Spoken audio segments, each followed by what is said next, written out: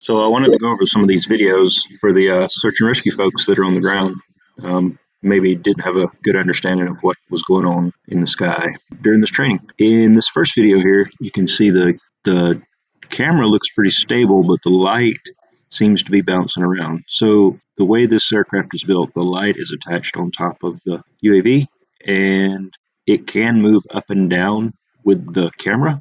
It's linked in that way, but the left and right is fixed pretty solid to the aircraft. So you may have seen it dancing around a little bit because of the wind. We did notice later on in the night when we tried to go higher up that it really got bad and just got totally unusable. But for the most part, I think this was pretty usable for the guys inside of this circle. I don't think they noticed it so much. If you were closer to the edge of that circle, then I think you would probably see, you'd probably see that effect more. But yeah, backing away and making the beam wider just didn't seem to work out as well as we thought, because it just made the drone dance around too much, and it just blew that camera all over the place. You can see in the middle there they are still using flashlights or headlamps, but I think the UAV just does a pretty good job of lighting up the whole scene. We saw some photos on the ground people took at night, and it was pretty impressive. This is what the pilot was seeing. So he was looking through the RGB camera, and it switches over to night mode when it gets dark. So it's a black and white image, but it does that automatically. That's why it's not in color. But I'll go ahead and switch over to the thermal now. This aircraft records thermal, wide, and the zoom camera all at the same time, whether the pilot's looking at it or not. So this is the thermal camera that was being recorded during that time. You can see, only the ones that are in the circle show up in this view. This is the zoomed in view.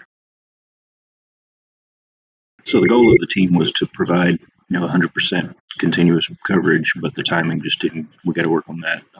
This aircraft returned to home due to low battery a little abruptly before the second aircraft was in place. So this next clip is when we actually got it right. The second aircraft is headed towards the scene. They have the coordinates. They're going straight over. And so on the image on the left is the thermal. This is the side-by-side view. So the image on the left is the thermal. The image on the right is the regular wide-angle camera. See, they can't see anything with the image on the right except for maybe a little bit of flashlight up there. Now he's turned on his spotlight, and if you look on the left, you can see the people. You can see them pretty clearly. Now you can see them on the right, and if you look right there in the center of the screen, there's another spotlight. That's from UAV 1. So he's going to try to overlap that, and he's going to overlap that light, and he's going to allow the first UAV to head back and get some new batteries.